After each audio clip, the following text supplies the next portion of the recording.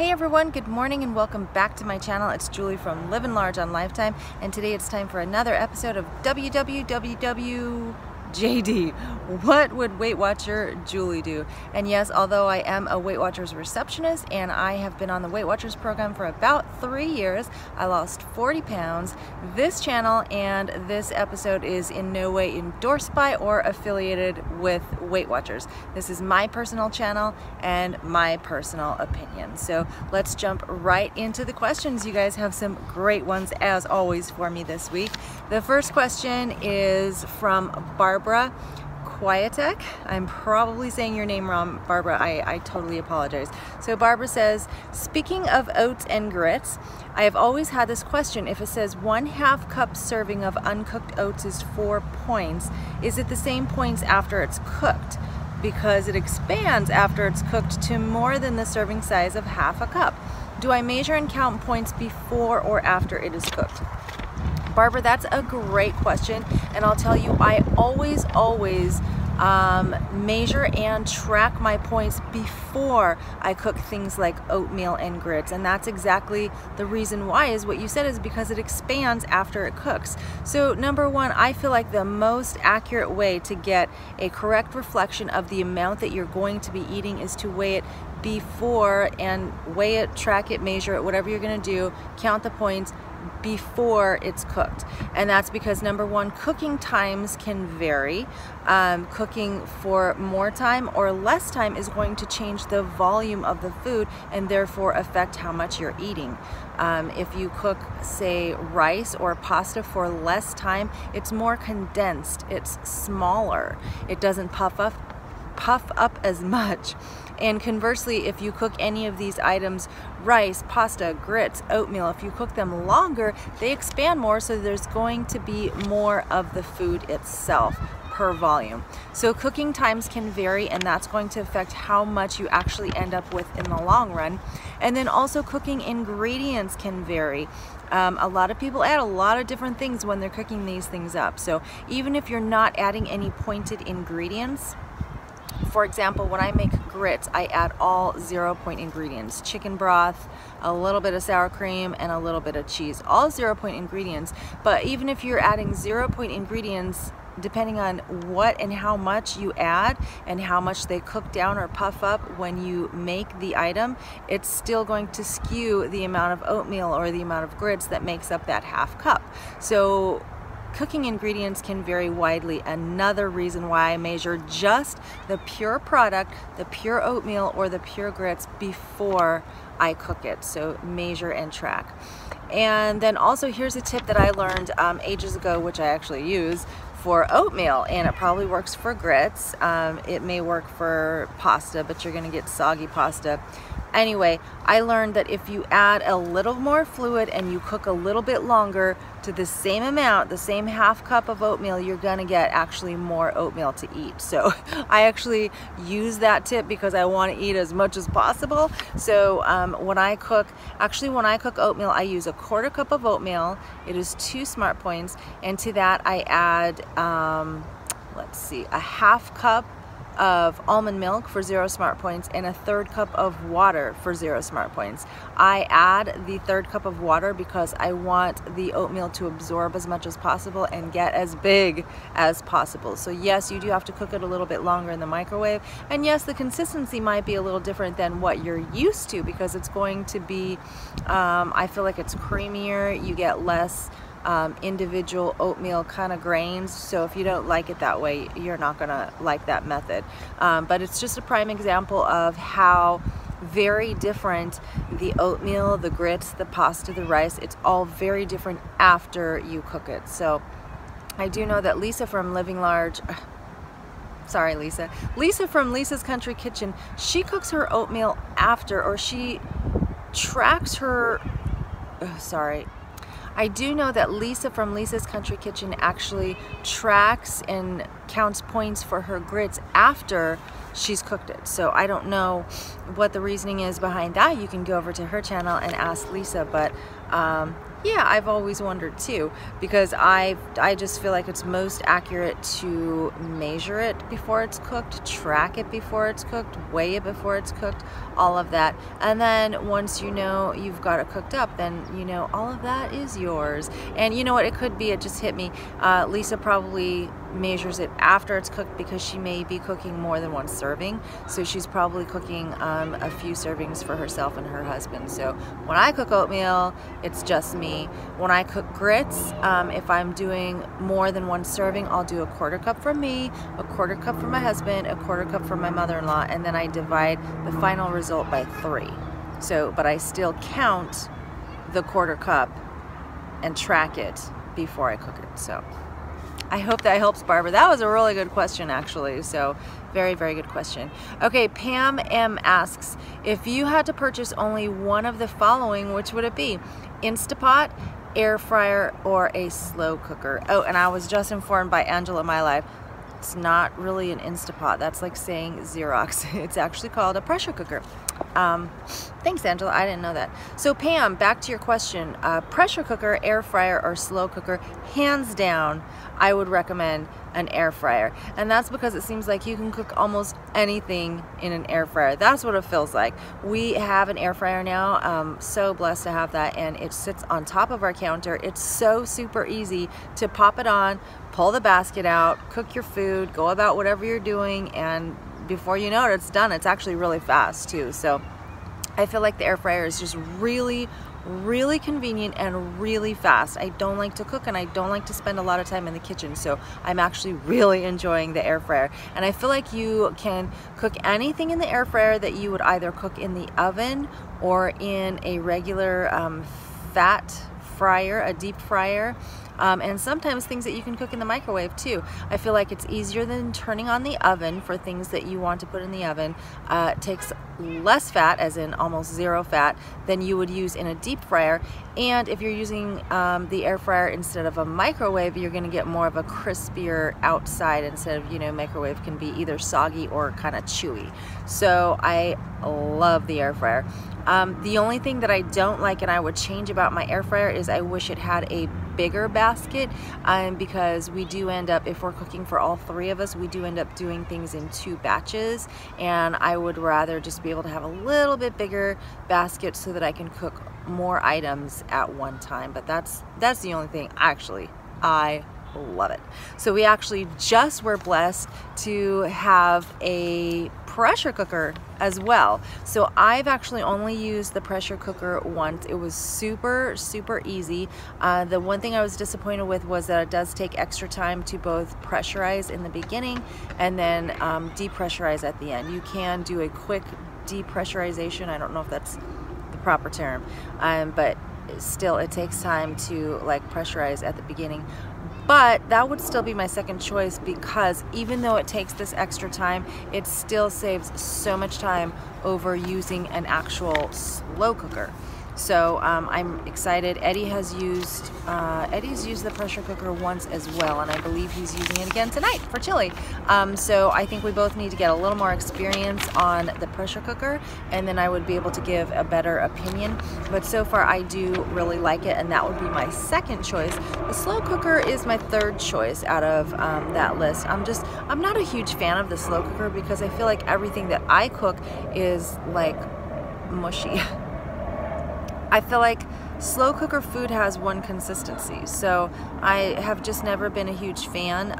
Really the only thing I use it for is cooking things like roasts, and for that it's okay. I mean, it cooks the meat just fine, and sometimes like chicken dishes, but it all seems to be like soupy kind of stew mushy consistency to me, so I haven't been a huge fan for quite a while. And I know that I do cook some of those things, and that's probably what I'll be cooking in the pressure cooker, but at least it will go a lot faster. So and I'm sure you just have to adjust the time, but I don't know why, but that's what I think of when I think of a slow cooker. The positive thing about a slow cooker is that it really actually is handy if you want to cook something and you're going to be at work for a while, because you need to be able to turn it on in the morning and have it done properly when you get home. So I do like that about a slow cooker, but I just don't use it very often. So hands down, I am in love with that air fryer, and I think everybody should get one. So, oh, if you guys are interested, there's actually a link in my description box for an air fryer that is similar to the one that I have. The one I have, they are actually sold out of, but they should be getting more in mid-March, and I don't get any commission or anything. They did give me the air fryer to try. I'm so super thankful for that because I love it, and that's why I'm telling you guys, not because I get commission, but because I'm so in love with it. I think everybody should have one. I love it. It's so cool. Okay, one more question for you guys, and this one is so relevant that I had to do this today. So Enza Giardetti, hi Enza, Enza's my friend. Enza says, how can I rein back my weekends? I don't like how I am with food on the weekends. I wake up with the best of intentions and then something snaps in my brain and I start eating out of boredom. Any tips? Enza, this question is so time relevant for me right now, and I know you know that, and I know the rest of you guys know that, because if you watch my channel, I typically do some splurges on the weekend. This weekend happened to be a 4-day weekend for me, and so I had 4 days of lots of extra food, lots of extra beverage. So I as well am looking to really rein back my weekends. It's been a constant goal of mine. I think the #1 problem is that you have to care. I kind of go through my weekends. I start out, I guess I start out like Enza. I start out with the best of intentions, and then, you know, something happens, and somewhere along the way I just start like not really caring, and I just want to eat what I want to eat and drink what I want to drink. So #1, you've got to actually care enough to make the change, and I'm working on that as well. So the first thing I always recommend, no matter what you're doing, is to plan your meals out to the bite. And I say this for weekends as well. This can be challenging because if your weekends are like mine, I don't always know where we're going, what we're doing, what restaurant we're gonna be at, if we should pack our food. I don't always know. So I try to nail down these details before the weekend. And I know that Eddie probably gets so annoyed with me because I'm like, I ask him several times, so did you want to go to that restaurant, or did you want to do this, or you want to go here, or should we pack this? But I really try to nail things down before we get to the weekend. I'm so sorry about the noise. I'm obviously at the park. This is my WWWWJD spot, so I actually like it for the most part. Anyway, so I really try to figure out what we're doing, you know, can be kind of loose, but where we're eating, where we're gonna be, what should we eat, what can we afford, what are we planning. I try to nail all that down before the weekend so that I can plan my meals. And usually for the weekend, I don't really eat breakfast, so I have my regular beverages, and then my weekend lunches are usually just fruit, because I know that I'm going to have a few more points for dinner, and I save my major points for dinner. So it's really just one meal per weekend day that I really have to plan out super strict. And when you're planning that meal, just make sure, or all your meals for the weekend, plan them out, but also be kind of realistic because it is the weekend, and you're probably going to want a couple extra things here and there. So plan for a few extras, but plan nonetheless so that you can stay to some sort of reasonable points range. That's my first and best tip. And #2, this is something that I'm going to try myself this weekend, so we'll see how it goes. I realize that the reason that I can be so successful during the week is because I have a set schedule. I'm doing the same thing. I'm at work. I plan my days out at work literally by the half hour, so that I can get things done according to priority and I can be productive. So I have a very regimented schedule during the week, and when I stick to that schedule is when I do the best as far as productivity, my points, my eating, my weight loss. So what I'm going to try to do this weekend is to actually plan a schedule for my weekend. This is this is going to take some thought. I haven't done it yet. I'm hoping to do it today or tomorrow because tomorrow is Friday. But I want to plan out where I'm going to be, what I'm going to be doing. I wouldn't say probably in half-hour increments because the weekends just don't work that way. But I want to plan out, you know, maybe what I'm going to be doing. First of all, I'm going to start out with work at Weight Watchers, and then I'm going to probably do, oh no, we have a funeral to attend, and then there's a gallery showing, and we're gonna go out to dinner. But there's that huge chunk of time in between where I don't know, I might get snacky, I have no idea what we're doing, and I want to kind of plan out. Number one, I want to be flexible, so if this plan needs to change, I need to be okay with that. But I want to plan where I'm going to be, what I'm doing. Maybe I'm going to do this task for a while, that task for a while, so that I'm not just kind of roaming around bored and wanting to eat. The things I am going to eat and drink, I think I'll try to plan a specific time to do that, so that I'm not, you know, if it's like 4 o'clock and I'm like, I'm bored, what should I do? Maybe I'll start drinking. If I have planned to start my weekend beverages at 7 o'clock or 6 o'clock, then I know I can hold out that much longer and in the long run drink less. So this is what I'm gonna try and do for this weekend. I'll probably let you guys know how it goes, because I want to be successful on the weekend. I don't want to be so strict that I can't enjoy my weekends, but I do want to be more successful. So also in planning my schedule, and what I recommend for you guys too, is balance your productive time with some downtime, because you're gonna want downtime for the weekend. So if you're gonna want to hang out and watch movies, then block a time frame for that, and block the snacks you're going to eat for that. So schedule your time frame for if you're going to sit down and watch movies, and plan out your snacks for that as well. So I'm just going to try and plan a little bit better my weekend, and see how that goes. I don't know if I'll want to do that every single weekend, because I don't want to live my entire life by a schedule, but I think for the goals that I have in mind right now, that could really help. So plan at what times you will eat and drink. I think I said that, so I'm gonna, you know, plan to have dinner. If we go to dinner after the gallery showing, then it's not going to be until like 8 o'clock or later. So I'm going to plan what times I'm going to eat, what times I'm going to drink. Just remember to be flexible. Also, another thing you can do, Enza, for the weekend is use the weekend to try a new low points recipe, or use the weekend to meal prep for the week.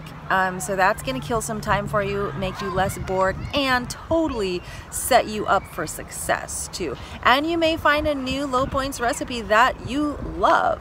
So try that as well.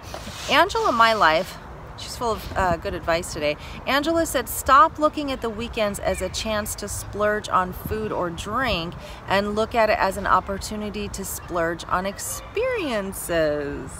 That's some really good thinking, and I totally agree with that. My problem is that experiences, like hands-on real life experiences, go hand in hand with food experiences for me, because I am such a foodie and I enjoy new experiences with food and beverage. So I need to figure out how to make that work. But that's a really great suggestion. Instead of splurging on food and drink all the time, splurge on a new experience. That sounds fun. So I have a list of some new experiences that you guys could try for the weekend to kind of get your mind out of the whole food and drink thing, and take a look at some fun things you can do, like physically do on the weekends instead of eating and drinking. So here's some ideas for you guys. So get out and see something new in your community.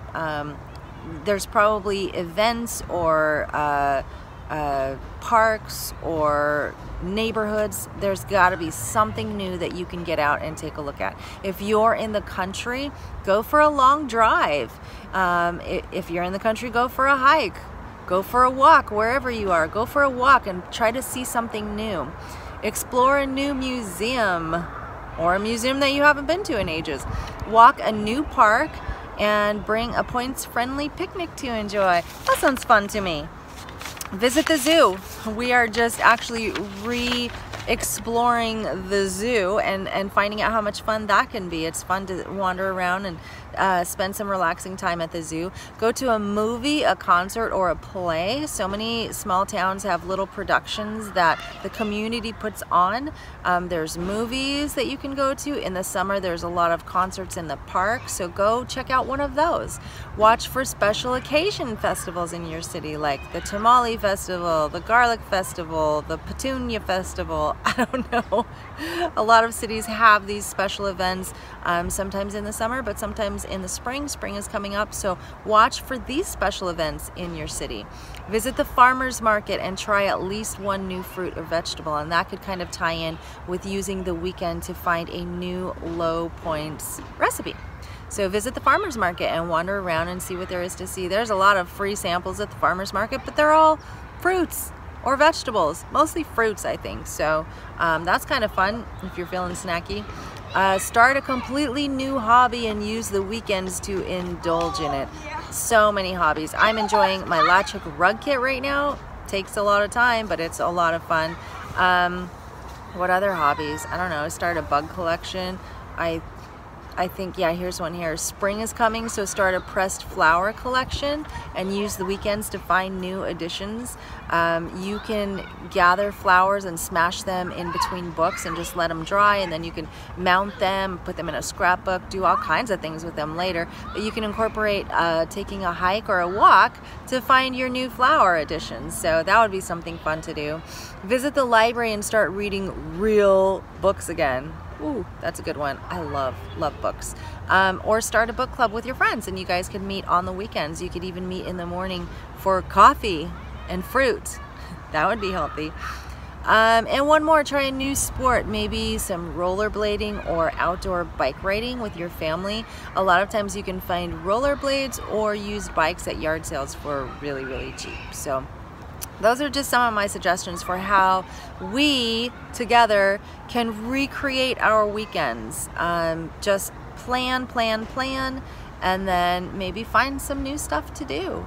Find some new experience splurges to do. So that's it for me today, guys. Thank you so much for your awesome questions. I do still have more wonderful questions to get to, but if you have a question for me, put it down below right now. I have an ongoing list. I'm compiling questions. When the questions run out, so does this series. So I know a lot of you have expressed that you're enjoying this series. You know why, you guys? Because if you have a question in the back of your mind, chances are there's like 3, 4, 5 people who have the same question and would like to know how to handle it. So if you have a question for me, you're looking for advice, or you have a specific situation that you don't know what to do about, again, this is all my opinion, but that's what I would do. So see you guys next time on WWWWJD.